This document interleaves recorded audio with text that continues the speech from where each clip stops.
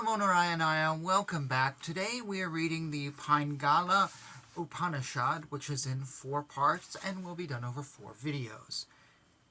And then indeed, Pingala approached Yajnavalkya as a disciple, and having served him for 12 years, said, "Instruct me in regard to the supreme mystery of aloneness." The eminent sage Yajnavalkya replied, "Dear one, in the beginning this indeed existed. It was the eternally free, immutable, everlasting one, second-less Brahman, full of truth, knowledge, and bliss. In it existed the primordial and indefinable Prakriti, consisting of gunas in the state of equipoise, red, white, and dark, resembling the existence of water, silver, a man, and outlines, respectively, in the mirage oyster shell, a stump, and a mirror. What was reflected in it was the witness consciousness, having been modified with the preponderance of sattva and named the unmanifest. Prakriti became the power of concealment. What was reflected in it became God consciousness. He has Maya under his control, is omniscient, is the initial cause of creation, sustenance, and dissolution of the world, and has the form of the sprouting world. He manifests the entire world dissolved in him. Due to the power of the karmas of living beings is the world spread out like this cloth, and due to their exhaustion again is the world concealed. In him alone does the entire world exist, as a folded cloth. From the power of concealment controlled by God arose the power of projection called Mahat. What is reflected in it is the consciousness of Hiranyagarbha.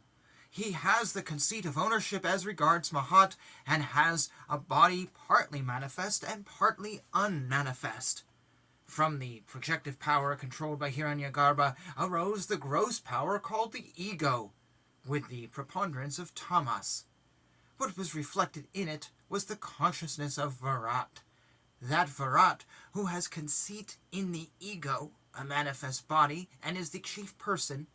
Vishnu is the protector of all gross things. From that Virat arose ether. From the ether, air. From air, fire. From fire, water. From water, earth. These 5 root elements are composed of the 3 gunas. Desiring to create, God, controlling the quality of tamas, sought to render these subtle root elements gross.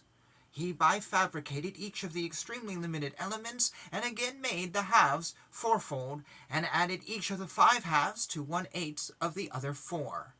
With those quintuplicated elements, he created endless crores of macrocosms, and for each of these 14 appropriate worlds and globular gross bodies, fit for each of the planes of them all.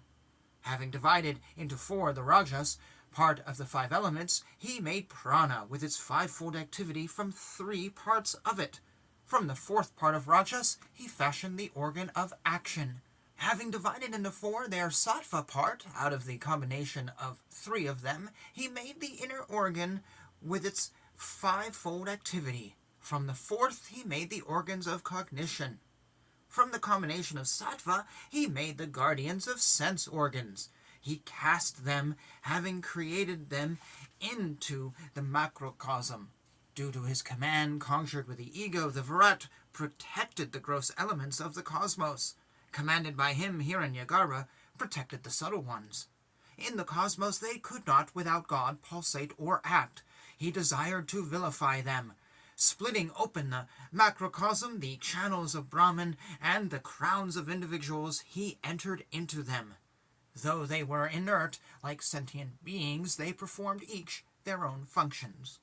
The omniscient Lord conjoined with a streak of Maya, on entering the individual bodies, and diluted by it, became the Jiva. Due to self-identification with the 3 bodies, he became both ancient and reaper of action's fruits.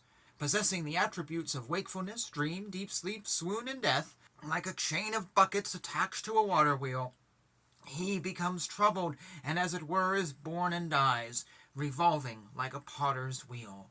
And thus ends part 1 of this talk by the great Yajnavalkya, who we have met before more than once in many Upanishads.